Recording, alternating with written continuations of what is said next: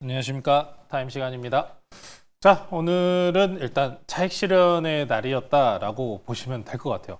좀 이 지정학적 리스크가 아슬아슬한 모습을 보여주고 있습니다. 계속해서 여러 뉴스들은 들으셨을 거예요. 유가도 올랐다 내려왔다, 지수도 올랐다 내려왔다. 변동성이 굉장히 심합니다. 오늘 저녁이 아마 중요한 기점이 될 것 같은데요. 지금 오늘 변동성 있는 종목들과 함께 한번 시장 살펴보도록 하겠습니다. 자, 이제 윤아 아나운서 오셨네요. 안녕하세요. 안녕하십니까. 네, 제가 오늘도 특징주 먼저 물어보도록 하겠습니다. 먼저 토니볼인데 현재 빨간불 켜내고 있어요. 요즘 다이소에 입점된 화장품의 인기가 굉장히 뜨겁다고 하는데 이 토니모리의 서브 브랜드가 다이소의 제품을 출시했다라는 소식 전해졌어요. 토니모리 저희 포트에도 있는 종목이잖아요. 어떻게 보실까요? 당연히 지금 당장 상황은 더 좋아요. 네. 그러니까 말씀하신 대로 다이소 내에서 입점해 있는 이 각 제품군들의 지금 판매량도 굉장히 좋습니다. 화장품주에는 지금 굉장히 좋은 호재 건수가 두 개가 있어요. 지금 특히나 정부에서 어찌 보면 돈을 풀잖아요. 민생 지원. 혹시 이 지원금 받으시면은 어디 혹시 소비 계획 있으십니까? 저도 소소하게 또 화장품이랑 옷에 투자를 하고 싶습니다. 그렇죠. 그 정도의 이제 생활 내에서 우리가 어느 정도 도움이 될 수 있는 섹터 내에서 어느 정도 소비가 이루어지게 되죠. 거기서 아마 가장 말씀하신 것처럼 활발하게 이용 가능한 게 아마 화장품이지 않을까 싶습니다. 그래서 정부 지원책에 대한 수혜 첫 번째고, 두 번째는 뭘까? 우리가 주식하다 보면은 연에 항상 6월 달에 있는 이벤트가 있어요. 6.18, 6월 18일, 내일입니다. 6월 18일마다 중국에서 이커머스 쇼핑 할인 이벤트가 열려요. 여기에서 움직였었던 게 항상 뭐다? 화장품주입니다. 네. 그래서 기가 막히게 오늘 전날 6월 17일 기점으로 움직였다라고 보시면 될 것 같아요. 정부 정책 지원과 6.18까지 함께 붙어있는 상황이기 때문에 화장품주들의 지금 상승세는 이제 좀 출발점이다라고 저는 이야기를 하고 싶어요. 토니모리 오늘 10% 넘는 좋은 상승분 만들어 줬습니다. 자, 그럼 차트 한번 보고 넘어가도록 하실게요. 자, 화장품주들 같은 경우에는 기존의 엔터주나 게임주들과 마찬가지로 어찌 보면 관세 쪽에서 좀 자유롭지 않냐라는 이야기도 좀 있었던 상황이고, 필수 소비재인 만큼, 그렇죠? 화장품은 필수 소비재입니다. 필수 소비재인 만큼 지금 현재 시장 내에서 변동성에서 어찌 보면 좀 자유로울 수 있는 섹터 중에 하나입니다. 최근에 정말 긴 횡보를 했다고 생각을 해요. 3월부터 6월까지 횡보했었던 저항대를 이제 돌파한 시점입니다. 앞선 지금 매물대 횡보세를 돌파한 만큼 인계점 돌파가 굉장히 강하게 빗발칠 수 있다라는 이야기 보시면 될 것 같아요. 이제 앞으로 여기 저항대 돌파했으니까 넘어갈 자리는 아직 한참 남았습니다. 그래서 저는 지금 시장 굉장히 불안정하고 여러 가지 뉴스 이슈가 많은 상황이기 때문에 좀 대피적인 섹터로 화장품을 보셔도 이런 단기적인 호재 건수가 살아있는 만큼 화장품 쪽 보셔도 괜찮겠다라고 말씀드리면서, 우리가 토니모리뿐만 아니라 포트 내에서는 화장품주 코스맥스도 있었어요. 코스맥스도 한번 보실게요. 코스맥스 같은 경우에도 지금 보시면은 30% 수익 그대로 넘기고 있습니다. 네. 쭉 우상향이에요. 화장품주들 같은 경우에는 우리나라 정부 정권 내지는 지금 현재 당장 스탠스를 보면은 친중도 하고 친미도 하고 이런 모습이잖아요. 친중과 관련돼가지고 좀 회복세를 보였었을 때 이런 화장품 주가들이 잘 버티는 흐름이 있기 때문에 일단 정부 소비 진작, 특히나 이제 돈을 푼다라는 점을 좀 기억하시면서 화장품주들의 아직 추가적인 상승세는 그대로 이어질 가능성이 높다라고 말씀 전해드리면서 아직 화장품주들은 매도할 타이밍은 아니다라고 말씀 전해드리겠습니다. 네, 이렇게 시장이 불안정한 상황일수록 안전한 섹터 화장품주 앞으로 상승 여력 남아있으니까 토니모리 그리고 코스맥스까지 계속 홀딩하는 전략까지 얘기해 주셨습니다. 그리고 또 오늘 유리기판 관련주가 굉장히 좋은 흐름 보였는데 SKC는 어떻게 보실까요? 참 쉬다가 좀 뜬금없이 팍 하고 튀어나왔다고 생각을 좀 많이 하긴 해요. 네. AI나 반도체 섹터들 같은 경우에 좀 개별적인 흐름이 굉장히 강합니다. 강한 종목이 있는 반면에 거래량도 안 붙이는 섹터들이 많으니까요. 그래서 지금 이런 AI 유리기판 같은 경우에는 좀 저도 테마성으로 봅니다만, 앱솔릭스가 당장 7월, 8월 내에서 초기 테스트를 들어간다라는 뉴스가 있기 때문에 7월 정도, 초입 정도까지는 일단 흐름을 받을 가능성은 높습니다. 자, 그런데 이 SKC 종목 지금 보시면은 굉장히 눌려있는 자리예요. 역배열 구간이라고 우리가 항상 많이 표현을 하죠. 삼성전자나 여타 이제 반도체 업체들에서 유리기판 도입에 대한 이야기가 나오고 있는 만큼 이제는 좀 출발이라는 이야기를 할 수 있을 것 같아요. 이제 실제적으로 투입과 관련돼서는 일단 생산과 관련돼서 앱솔릭스에서 내년 초 이야기가 나오고 있습니다. 그래서 아직 초창기 상승 구간이기 때문에 이 추세 유리기판 쪽으로 다시 한번 만들려면 올라가줘야 되는 자리는 많습니다. 당장에 13만 원 구간까지 이 저항대를 돌파해야 되는 시도 구간이 남아 있는 만큼 아직 유리기판 지금 재료성은 계속해서 우리가 까먹을 법할 때 튀어나온다는 거죠. 그래서 지금 보시면은 단기 지지 구간 그대로 유지한 채 돌파 시도하고 있는 구간이기 때문에 아직 위에 돌파할 자리 많이 남았다. 13만 원까지는 열려 있으니까요. 반도체들 뭐 전체가 가지 못할지언정 이제 우리가 넥스트를 바라봤었을 때는 유리기판이잖아요. 유리기판 성장성은 아직 기대가 높다라는 점까지 체크하시면서 저항대까지 트레이딩 관점 유지해 보시면 좋을 것 같습니다. 네, SKC를 비롯한 유리기판 관련주 상방 열고 바라보도록 하겠습니다. 매니저님, 그리고 앞서 제가 애프터마켓 브리핑에서는 안 했지만 흥하해운이 현재 시간에서 움직이고 있어서 좀 궁금한데 흥하해운 좀 봐주시겠어요? 자, 오늘 일단 시장의 변동성의 이유는 결국에 지정학적 리스크입니다. 지정학적 리스크 지금 막 보면은 이스라엘, 이란 서로 미사일 쏘고 지금 난리도 아니에요. 그래서 이 뉴스들 나올 때마다 오늘 전반적으로 어떤 뉴스였냐면은 이란 쪽에서 호르무즈 해협 봉쇄하겠다라고 이야기가 나오던가 아니면은 유조선들이 서로 충돌한다든지 제가 뉴스를 너무 많이 들어가지고 전반적으로 다 기억을 하고 있는데 이런 뉴스들이 튀어나오자 반응이 있었습니다. 자, 그런데 재밌는 점은 뭐냐면은 유가가 그래서 지난 직전에 이란과 이스라엘 전쟁으로 인해서 발발 당시 고가를 넘어섰냐? 아닙니다. 미증시가 빠르게 많이 빠졌냐? 아직 아닙니다. 마이너스 0.6% 내로 왔다 갔다 하고 있어요. 지금 시장은 일단 눈치 보기 장세입니다. 오늘 트럼프 대통령이 G7 회의도 그냥 내팽개치고 지금 돌아온 상황이에요. 네. 그러면서 오늘 날아오는 와중에도 여러 이야기가 있습니다.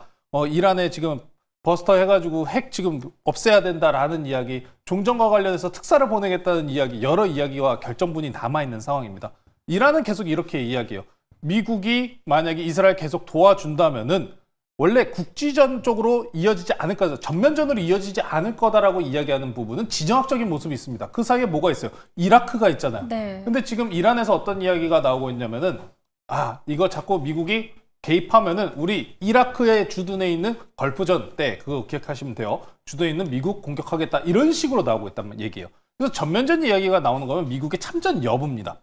그래서 트럼프 대통령이 지금 이제 G7 하고 바로 옆 나라 캐나다였기 때문에 빨리 돌아와요. 그래서 오늘 저녁에 이야기가 나올 겁니다. 전면전이냐 아니냐가 결정이 될 가능성이 있습니다. 이란과 이스라엘 전쟁이 해소가 된다라는 방향성으로 간다면은 당연히 증시 지수는 여기서 우리나라도 마찬가지로 3,000 넘어가는 겁니다. 3,000 넘어가고 이런 해지주들은 눌릴 가능성이 높죠. 다만 오늘 지수가 눌림과 동시에 이런 해지주가 올라간 모습을 보신다면은 시장이 아직 완벽하게 모든 우려감을 지우지는 않았다라고 생각을 하셔야 됩니다. 그래서 이 종목들은 지수가 빠질 때 둘러보시면 된다는 점. 흥하해운 말고도 에스텍스, 그린로지스, 흥구석유 여러 종목들 다 마찬가지입니다. 흥구석유까지만 딱 보고 넘어갈게요. 흥구석유 같은 경우에 저희가 3주 전에 이미 먼저 선행적으로 좀 노려봤었던 종목 중에 하나죠. 여기서 누가 100원가량 매물대가 비어있는데 톡 하고 던져서 손절가를 터치했더라고요. 아쉽습니다. 자, 그래서 이 종목 결국에 보시면은 추세 구간 보세요. 지금 빠집니까? 안 빠지죠. 네. 살아있잖아요. 그대로 지금 지지라인에 살아있는 채이기 때문에 만약에 지금 전쟁 확대 쪽으로 가지 않는다고 해도 당장 수급이 들어와 있는 상황인 만큼 개별적인 뉴스 혹은 이란과 이스라엘과 관련돼 가지고 또 추가적인 발언이 나온다면은 재료성을 통해서 일단 단기성 트레이딩은 아직 살아 있으니까요. 그럼 여기서 우리의 선택지는 이겁니다. 오늘 저녁에 그래서 트럼프 대통령 어떤 발언을 하느냐에 따라서 확전이냐 아니면은 안정감을 취할 것이냐 이 결정 구간인 만큼 오늘 저녁 트럼프 대통령의 입에 한번 주목해 보시면 좋을 것 같습니다. 네, 이렇게 중동발 리스크와 함께 흥하해운 자세하게 짚어주셨습니다. 이제 리뷰해보도록 할 텐데요. 저희가 6월 12일에 매수했던 산일전기가 현재 16% 넘는 수익을 보고 있어요. 근데 오늘 시장 밀리면서 아쉽게 조금 주가도 밀렸는데 추가 전략 어떻게 세워야 할까요? 아직은 괜찮다라고 이야기를 하고 싶어요. 네. 이 종목 미국형 수출 비중 정말 높은 종목이기 때문에 시장 내에서 소외받는 게 굉장히 의아하다라고 표현할 수 있는 정도의 그런 종목이었어요.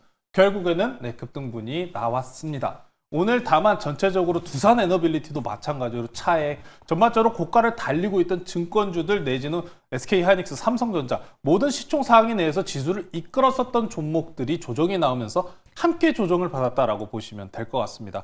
그럼 결론적으로 산일전기는 이 에너지 투자 확대, 두산 에너빌리티와 같은 원전주들 상방과 함께 쫓아가는 경향이 있기 때문에 이런 지정학적 리스크가 해소되는 방향으로 간다면은 네, 오늘의 눌림은 그대로 다시 한번 우리가 목표했었던 지난 최고가 83,000원 구간 넘어서는 모습 충분히 만들 수 있다는 점 체크해 보시면 좋을 것 같습니다. 네, 산일 전기에 대해서는 아직 괜찮기 때문에 조금 더 지켜보자라는 전략 세워주셨으니까요. 참고해 보시길 바라겠습니다. 매니저님, 조금 전에 이란이 이스라엘 대규모 공격을 예고했다라는 속보도 들렸잖아요. 그래서 오늘 또 중동 리스크 관련해서 추천조 가져와 주셨다고요? 네, 일단은 이슈 자체가 시작한 지 일단 4일 정도 됐어요. 네. 아직 당장 끊일 구간은 아니기 때문에 눌림 구간에서 트레이딩 이어가야 된다. 그래서 오늘은 좀 방어주 성향으로 가지고 나왔고요. 이렇게 말씀드리겠습니다. 이 종목 안 올라갔으면 좋겠어요. 라고 말씀드렸던 게 흥구석이었는데 네, 그 2탄입니다. 오늘은 방산주 하나 가지고 나왔고요. 한일단조라는 종목 소개시켜드리도록 하겠습니다. 네, 오늘은 하늘 단조 공략해 보도록 하겠습니다. 자세하게 짚어주시죠. 자, 앞서서 말씀 전해드렸다시피 오늘 트럼프 대통령의 발언에 따라서 해지주들 그리고 이란과 이스라엘 전쟁에 대한 판도가 바뀔 가능성이 높아져 있는 상황입니다. 그래서 방산주들 올라간다라고 했었을 때 하나시스템이나 대형주들도 굉장히 강세를 보입니다만 최근 시장 같은 경우 이런 테마성으로 움직일 수 있는 작은 종목들이 변동성을 가져가고 있다라는 게 중요한 포인트이기 때문에 오늘은 좀 작은 종목이라고 얘기할 수 있는 한일 단조를 가지고 나왔다 보시면 될 것 같고요. 한일 단조 같은 경우에는 포탄 생산 기업이다라고 말씀을 좀 전해드릴게요. 유도탄, 탄체, 탄두 방산 사업을 영위하고 있습니다. 자, 그래서 지정학적 리스크가 사실 어찌 보면 우크라이나, 러시아도 끝나지 않았어요. 중동도 새로 열린 상황이고요. 그럼 현 구간에서 방산주들의 투자 평가는 여기서 더 방산 투자 줄이면 안 된다는 평가, 추가적으로 우크라이나, 러시아로 인해서 소진된 포탄, 그리고 여기서 중동 전쟁까지 이어지는 지속적인 무기 소모 구간에 들어서기 때문에 방산주들은 필연적으로 레벨업 할 가능성이 매우 높다. 특히나 이 한일 단조 같은 경우에는 155mm 포탄입니다. 일단 우크라이나, 러시아 같은 경우에 전쟁이 끝나지 않고 탄약 소진과 관련된 뉴스가 연속적으로 있기 때문에 해외 수출량에 따른 추가적인 상승세 기대해 보셔도 좋을 것 같습니다. 가격 전략 차트 보면서 말씀 전해드릴게요.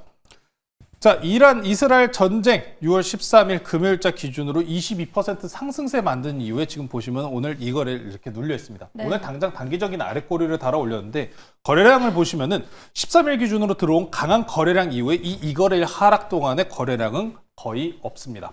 얕은 조정을 만드는 상황이기 때문에 재료만 다시 갖다 붙이면 움직일 가능성이 높다라는 점 말씀 전해드리고요. 목표가는 지난 6월 13일 고점 살짝 넘어가는 2,800원으로 제시해드리도록 하고요. 손절가는 단기 추세 이탈 나오는 2,100원으로 제시해드리도록 하겠습니다. 네, 방산조, 하늘 단조, 놀림목에서 공략해 보도록 하겠습니다. 목표가는 2,800원, 그리고 손절가 2,100원 제시해 주셨습니다. 이렇게 오늘의 종목까지 모두 다 만나봤는데요. 오늘은 어떤 말씀 들어볼 수 있을까요? 네, 지정학적 리스크 때문에 걱정, 고민 많으신 분들 많을 겁니다. 빠른 실시간 속보 네이버 밴드 통해서 계속 전달 드리고 있으니까요. 네이버 밴드의 조범수 매니저, 조범수 주식 검색하셔서 많은 정보 얻어가시면 좋을 것 같습니다. 네, 중동발 리스크에 대해서 정말 많은 뉴스가 쏟아지고 있는데요. 매니저님 네이버 밴드 통해서 이러한 내용 한 번에 정리해 보시길 바라겠습니다. 지금까지 조범수 매니저 타임이었습니다. 고맙습니다.